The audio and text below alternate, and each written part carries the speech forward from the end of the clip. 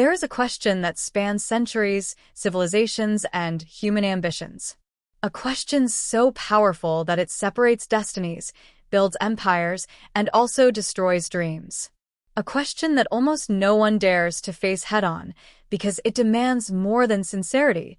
It demands responsibility. What truly separates those who achieve wealth and success from those who remain in mediocrity? This question is like a mirror. It not only shows who you are, but reveals who you could have been. And that's precisely why so many prefer to believe that the answer lies out there, in luck, destiny, the government, the system, parents, the market, the opportunities they didn't have. But what if all of this was just a superficial part of the game? What if the force that defines your entire reality was operating within you?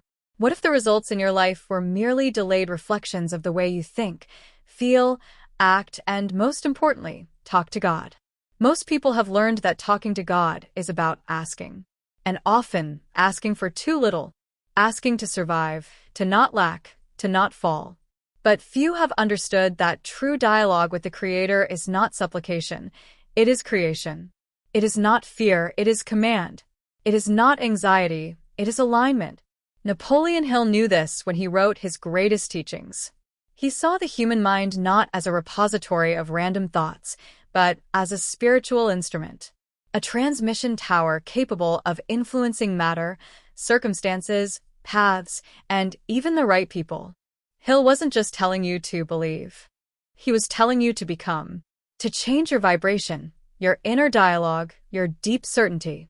He taught that every word is a seed planted in the invisible soil of reality, and that this soil, whether you like it or not, always responds.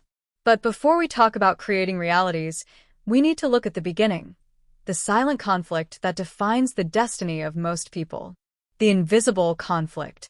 Ask 10 people what defines success, and you'll hear 10 different answers. Luck. Discipline. The right contacts. Study. Creativity. Entrepreneurship. Courage. Investment. Patience. Talent. None of them are completely wrong, but none of them explains the whole picture. The truth is that people with the same opportunities experience completely different results. Highly intelligent people never get anywhere. Simple people achieve greatness. Disciplined people remain stagnant. Creative people live trapped by fear. Hardworking people die exhausted and broken. And when that happens, the question that nobody wants to ask arises. If it's not effort, luck, talent, or intelligence, what is it? This is the point where internal conflict arises, the same conflict that has accompanied humankind since the beginning. Backhand index pointing right, does life happen for me? Backhand index pointing right, or does life happen because of me? This question represents the boundary between living as a victim and living as a creator. Napoleon Hill observed the wealthiest and most successful people of his time for decades. And he noticed something that changed absolutely everything. Winners don't wait for life to hand them something. They command. They direct. They visualize. They create. And they speak to God as if activating an internal code, not as if begging for a crumb. The difference between a request and a decree is the same difference between survival and sovereignty. The mystery begins here. Have you ever noticed that some people transform any situation around them? That even when facing difficulties, they grow? That even without resources, they find a way out? That even without support, they create a path? This is not luck. It's not chance. It's not destiny. It's identity. These people speak to God with a completely different attitude. They don't ask, "Can I?" They ask, "How do I manifest what is already mine by divine right?" They don't plead, "Please, don't let it run out." They declare, "Wherever I put my energy, prosperity multiplies." They understand what Jesus meant when he said, "If you have faith as small as a mustard seed, you can say to this mountain, 'Move.' You will not ask the mountain to move if it is possible, but you will say, you will command. True faith is not fragile. It is instructive. It is active. It is creative. And this is where everything changes. The question that overturns beliefs. Imagine that you discover today that nothing you believed about money, success, and reality was true. Imagine that you always had the power to change your life, but were never taught how to use it. Imagine that your conversation with God was always weak, shaky, insecure, and that, because of this, your life was always small, limited, and restricted. Now, imagine that this starts to change today. Because the question that opened this chapter isn't about success. It's about destiny. What truly separates those who achieve wealth and success from those who remain in mediocrity? The answer is not on the surface. The answer lies in the way you thinks, feels, acts, relates to the world, and most importantly, in the way you talk to God and to yourself.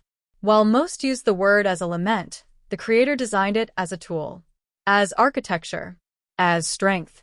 Your inner voice is a spiritual construct. It is through it that you shape your experiences.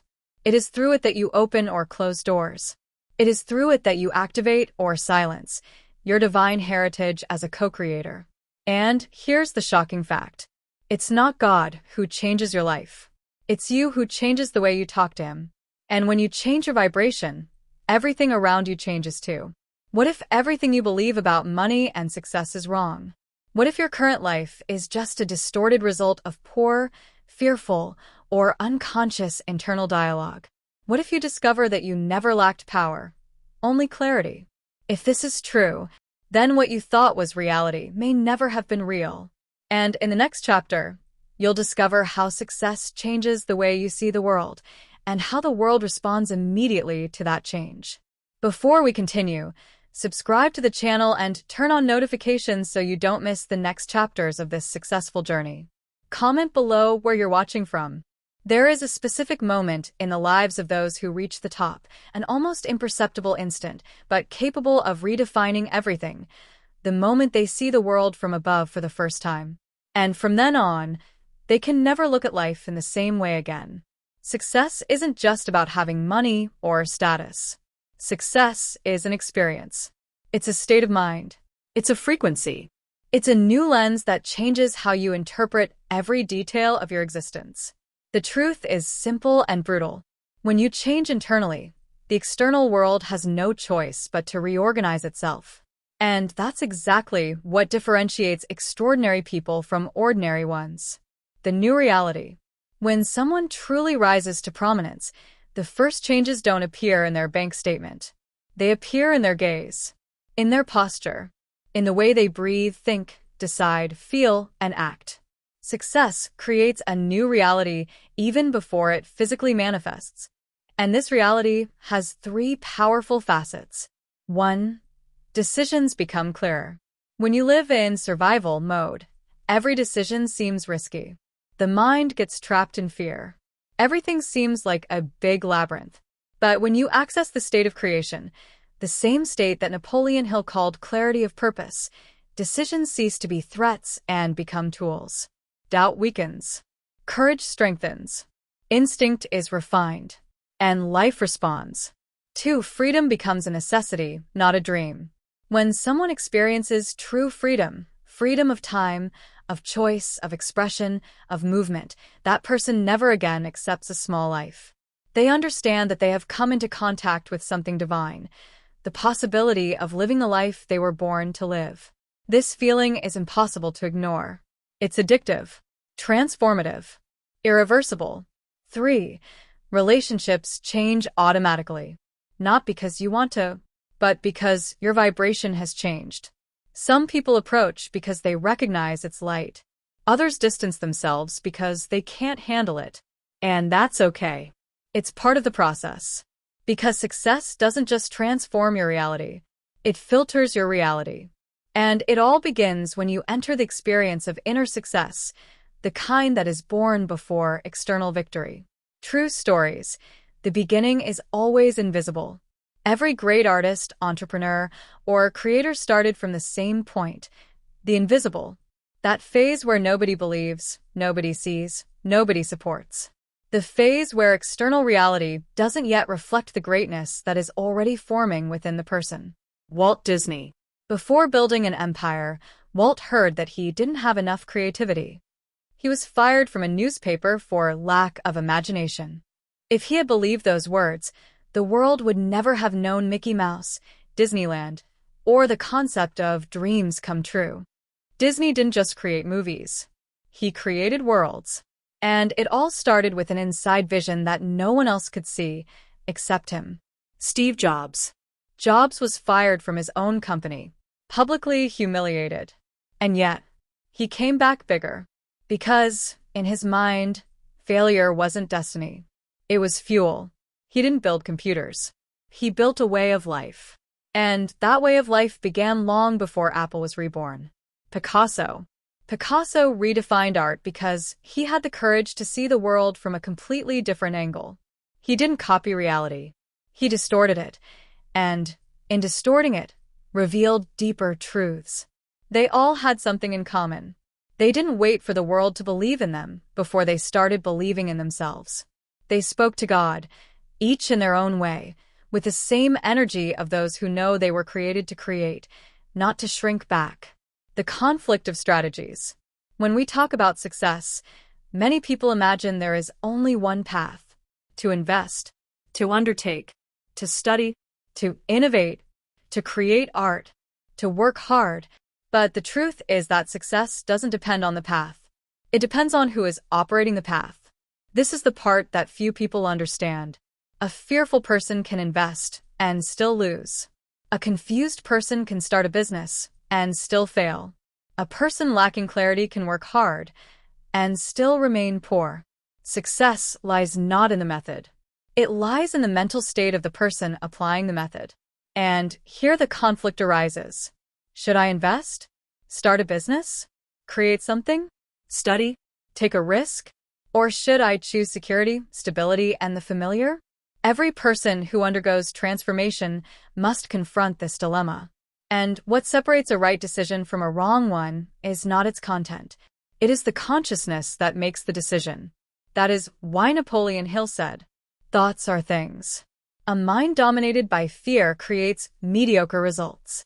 A mind dominated by faith creates extraordinary results. It doesn't matter which strategy you choose. What matters is who you become by choosing. The provocation that changes everything. Now, I want you to pause and answer, honestly, to yourself. What belief is holding you back from achieving greatness? Don't answer quickly. Don't answer superficially. Look deeper. Is it the fear of failure? Is it the belief that success isn't for me? Is it the habit of putting oneself down? Is it low self-esteem? Is it the influence of negative people? Is it chronic self-doubt? Is it a lack of vision? Is it the fear of shining too brightly? Think about it. Because there is only one real barrier between you and the life you want: your belief about what you deserve. And when you change that belief, your whole life changes. If you've already realized that success begins within before it becomes visible, then get ready. Because in the next chapter, we're going to get to the point where everything converges. The power of the mind, of visualization, of discipline, and of choice. The point where Napoleon Hill, Walt Disney, Steve Jobs, and Picasso meet. The point where the impossible ceases to be impossible. The point where you finally understand. You don't need to wait for success to happen. You are the one who creates success. If you're enjoying this journey, click subscribe and leave a comment about which strategy you identify with most. Investing, entrepreneurship, creating art, innovating, studying, or something else. I want to know. There is a silent force that shapes destinies, topples impossibilities, and builds empires. A force that cannot be seen, cannot be touched, but that acts with mathematical precision in every detail of your existence. This force is called the mind.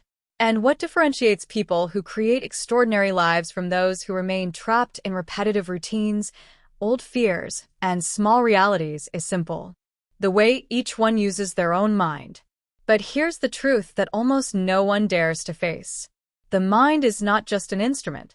It's a portal to the future, to new possibilities, to realities that don't yet exist, but are already being built within you. Napoleon Hill understood this before anyone else in his time. He knew that wealth, success, freedom, and purpose don't first appear in the physical world. They appear in the imagination, focus, discipline, persistence, and the ability to choose. Because, in the end, it all comes down to this. You choose your destiny every day, most of the time without realizing it. The initial discovery. When Hill studied the most influential men of his generation, millionaires, inventors, leaders, artists, pioneers, he identified patterns that appeared in all of them. 1. Clarity of purpose. 2. Dominant thought process. 3. Emotional control. 4. Unwavering persistence. 5. Ability to visualize the future before it exists. Extraordinary people didn't wait for proof. They created proof. They didn't wait for signs. They generated signs. They didn't wait for opportunities. They became the opportunity itself. And where does all this originate? In the mind. The mind is the place where you choose to remain poor or to become prosperous, to survive or to conquer, to complain or to decree, to live as a victim or as a creator. You can have the best idea in the world, but if your mind is contaminated by fear, doubt, insecurity, and self-destructive habits, nothing will flourish. Because the seed does not thrive in poisoned soil. The power that few use. Great figures throughout history understood this intuitively. Walt Disney. He didn't just create a film. He created a vision that seemed insane. A park? A castle? A talking rat? Everyone laughed. Except him. Because Disney didn't wait for the world to believe. He believed first, and the world was forced to adapt. Steve Jobs. He didn't just imagine a product. He imagined an aesthetic, a feeling, an experience. When people said, "It's impossible," he would reply, "Impossible for whom? For you or for me?" Jobs understood that the mind that visualizes also materializes. Picasso. He saw beyond form, beyond logic, beyond the ordinary. He viewed the world as a set of possibilities. And he transformed each inner vision into an external expression. These names are not exceptions in nature. They are examples of what happens when someone activates the creative mind, the mind that God gave us, but which many are afraid to use. The dilemma of choice. But here's the crux of the matter. What good is having a powerful mind if you use it to fuel anxiety, insecurity, comparison, guilt, and regret? Every day, you experience two possibilities. Backhand index pointing right, the safe path. Backhand index pointing right, the path to growth. The safe path keeps you where you are. The path of growth takes you where you've never been. But to move towards growth, you need to make a choice that few people make. To give up comfort in order to take control of one's own life. And this is where the dilemma arises. Do I risk everything, or do I stay where I am? This question decides more destinies than any other. Is it more comfortable to stay in the routine, repeat patterns, hide behind excuses, blame external factors? Yes, it's safe. It's lukewarm. It's predictable. But that's where mediocrity lives. That's where the soul falls asleep. That's where potential dies.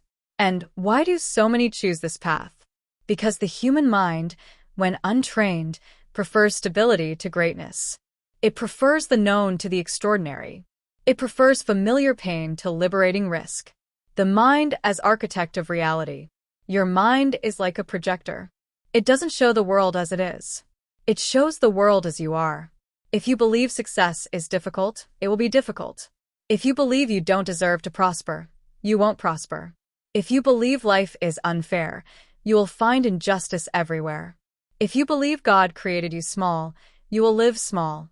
But when you believe that you were created to create, to command, to manifest, then your mind changes completely.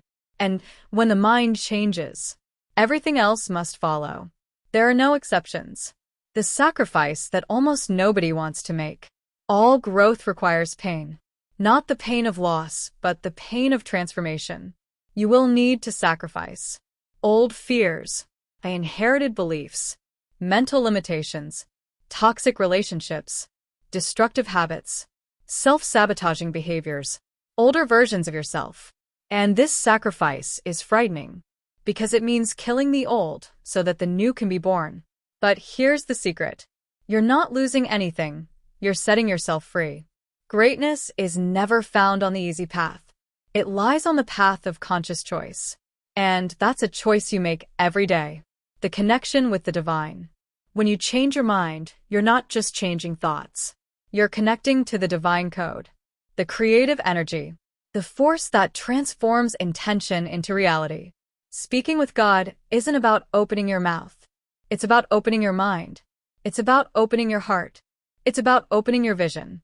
That is to say, I align myself with what is rightfully mine. I manifest that which already exists in the divine plan. I choose to be what God created me to be. And when you speak to God in this way, with clarity, conviction, and purpose, you activate what Napoleon Hill called the superconscious mind, the state where ideas emerge, intuitions appear, courage is born, focus intensifies, paths open up, and life begins to reorganize itself in your favor. A mind aligned with the divine doesn't ask permission to win. It wins. Period. Now that you understand the power of the mind and of choice, prepare to cross the most dangerous and most liberating point of the journey, the abyss. In the next chapter, we'll delve into the falls, rejections, failures, doubts, and storms that every creator faces. And you'll discover why the abyss isn't the end, but rather the gateway to transformation. There is a moment in the life of every creator, every dreamer, every person who decides to take ownership of their own power. The moment of the abyss. Nobody talks about this honestly. Nobody posts about it on social media. Nobody teaches it in books that promise easy success. But Napoleon Hill knew. Jesus knew. Steve Jobs knew. Walt Disney knew. Every great name in history has walked through the abyss, and only became great because they crossed what others avoid. Because before greatness, before prosperity, before freedom, there is always a desert. And most people give up there. The abyss, where everything seems to fall apart. The abyss appears when you've already decided to grow, change, evolve, but the world hasn't yet aligned with the new version you're becoming. It's that moment when you lose something important. A door closes, someone disappoints you, an opportunity disappears, a plan falls apart, a dream seems impossible. Fear screams louder than faith. It's the moment when everything seems to be going in the opposite direction. The moment that gives the feeling that God is silent. But the truth is different, a truth that changes everything.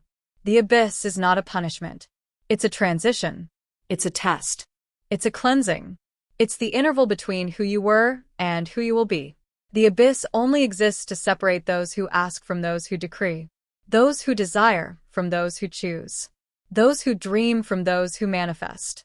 Losses, rejections, and necessary breakdowns.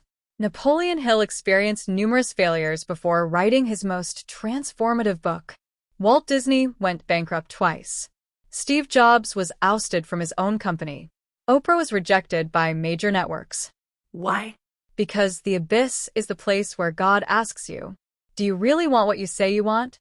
Or was that just temporary infatuation? That's where you discover if your decision is genuine or emotional.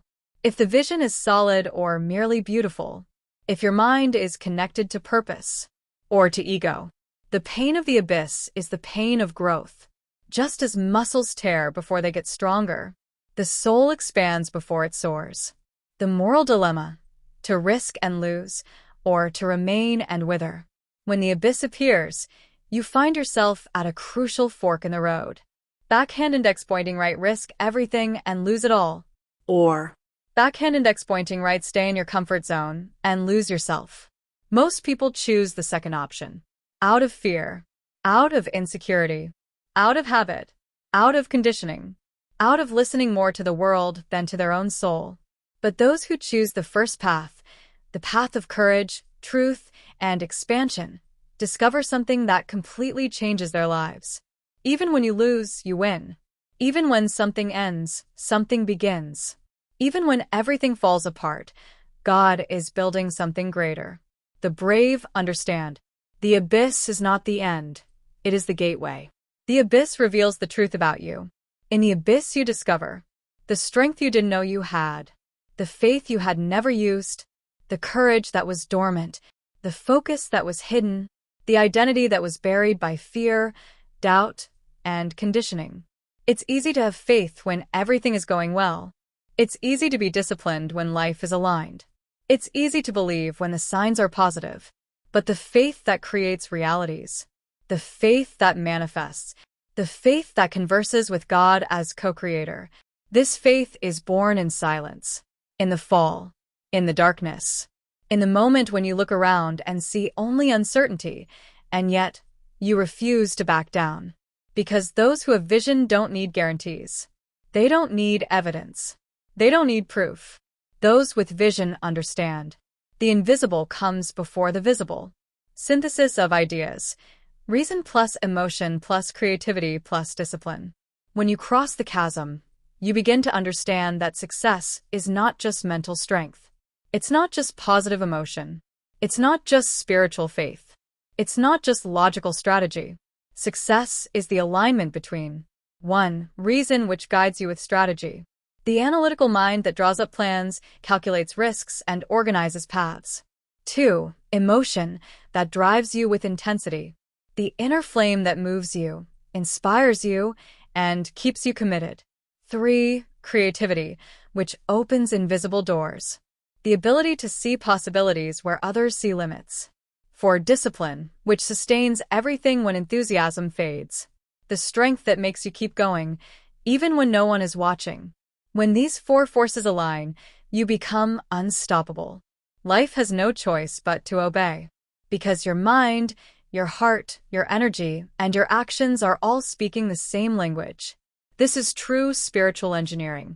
It is the point where the human and the divine meet, where creation ceases to be theory and becomes practice. Transformation begins within. After you cross the abyss, something essential changes. You no longer diminish yourself. You no longer seek approval. You no longer thrive on fear. You no longer live by the expectations of others. You no longer doubt your own inner voice. You no longer compromise your purpose. Because you discovered something worth more than any amount of money. You may fall, but you cannot be broken. You may lose, but you will never be defeated. You may make mistakes, but you can always start again. You may be questioned, but you already know who you are. And whoever knows who it is does not fear the abyss. They cross it. And now that you understand the transformative power of the abyss, the time has come to experience the turning point. The next chapter shows you how to combine everything you've learned, mind, faith, discipline, vision, choice, courage, to build something that transcends you. A legacy. Because those who survive the abyss are born to leave a mark, born to inspire, born to create wealth, purpose, and impact, born to live what God had already prepared, but was waiting for you to be ready. There is a moment in the journey of every seeker, the one who dared to converse with God, who dared to assume their position as co-creator, who dared to shape reality from within, when the question ceases to be, how can I have more? And transforms into, what can I build that will continue after me? That moment is the birth of legacy. And perhaps you are at that exact point right now. After overcoming doubts, fears, failures, limitations imposed by others, and self-imposed limits, you arrive at a truth as simple as it is powerful. Wealth is not what you accumulate, it is what you become. The legacy begins where fear ends. When we talk about success, many people think in terms of numbers. How much money, how many followers, how many possessions. But Napoleon Hill, the very mental architect of prosperity, said that the greatest of all riches is a clear awareness of purpose. From this awareness, money ceases to be an end and becomes a tool, an instrument that amplifies what you already are. The problem is that many believe wealth is merely an external result, something to be achieved out there, when the world recognizes its value. But the truth? The world always reacts to what you build within. Steve Jobs knew this. Walt Disney lived it. Picasso breathed this reality. They didn't just create products, films, or paintings. They created universes, they created ways of seeing the world, they built bridges between their minds and human experience. That is legacy. And legacy is not born of haste, comparison, or fear. It is born of clarity. The legacy triad: mind, action, and expansion. In the previous chapter, You saw that risk, pain, and failure are fuel, not barriers. Now, in this final chapter, we bring it all together. Here is the final equation. Mindset plus action plus continuous learning equals lasting legacy. Yes, it seems simple, and it is. But simplicity, when applied with discipline and faith, becomes extraordinary. Mindset. The creation of reality begins with how you speak to God, and therefore, to the universe. Your word is decree. Your imagination is factory. Your heart is compass. Legacy is born from a mind that not only dreams, but also decides. Action. A vision without action is just a beautiful fantasy. Movement is proof of faith. When you act, you demonstrate to the universe that you believe in what you asked for, what you visualized, what you decreed. And God responds to those who act. Continuous learning. The world changes. People change. Opportunities change. Those who don't adapt get lost. Those who evolve leave their mark. Napoleon Hill interviewed over 500 of the world's most successful men, and all of them, absolutely all of them, possess this triad. The difference between them and those who fell by the wayside wasn't intelligence, it wasn't luck, it wasn't talent. It was consistency. Purpose. The heart of true wealth. True wealth isn't just what you earn. It's what you multiply in people's lives. Think of Walt Disney again. He didn't just create films. He crafted memories, hopes, possibilities. He produced something that transcended his own life, something that touches children and adults to this day. That is legacy. That is impact. That is the echo of a mind aligned with a purpose greater than itself. Now, think about yourself. What mark do you want to leave? What do you want to remain when your voice is no longer here, when your hands can no longer physically build? The answer may lie in a talent you're unaware of, a dream you've left in a drawer, or an idea you haven't had the courage to put into practice. The invitation to the great transformation. This video, this journey, wasn't made for you to simply listen to and go on with your life. It was built to provoke, to stir something inside you, to activate a part of you that may have been dormant for the past few years. The part that knows it can do more. The part that knows it was born to lead. The part that knows there is a greater, divine plan awaiting its permission to unfold. Because, and this is fundamental, God never forced anything. He doesn't invade. He responds. He aligns himself. He co-creates. But you're the one who takes the first step. You're not just surviving, you're building. The survival mentality says, I'll wait. I'll endure. I'll see what happens. The creative mindset says, I do. I decide. I command. The legacy mindset says, I transform. I leave a mark. I change the world. The great spiritual secret that Napoleon Hill discovered, and that few truly understand, is that wealth is not an event. It's a process. It's a path. It's a way of life. And when you realize this, the anxiety decreases. The comparison disappears. The fear loses its power. Because now you understand, everything you do today is building something you will live tomorrow. The wisdom that generates wealth. There is a profound phrase that sums it all up. True wealth is what no one can take away from you. Money runs out. Companies fail. Markets change. Fads come and go. But mindset, purpose, awareness, impact, no one can steal that. That's yours. That's eternal. That's legacy. The final reflection.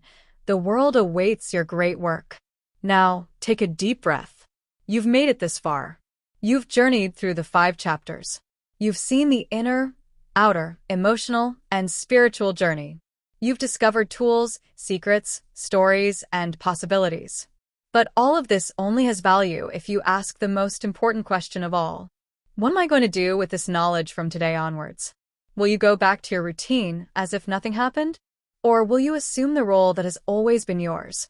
The role of creator, builder, leader, and heir to divine purpose?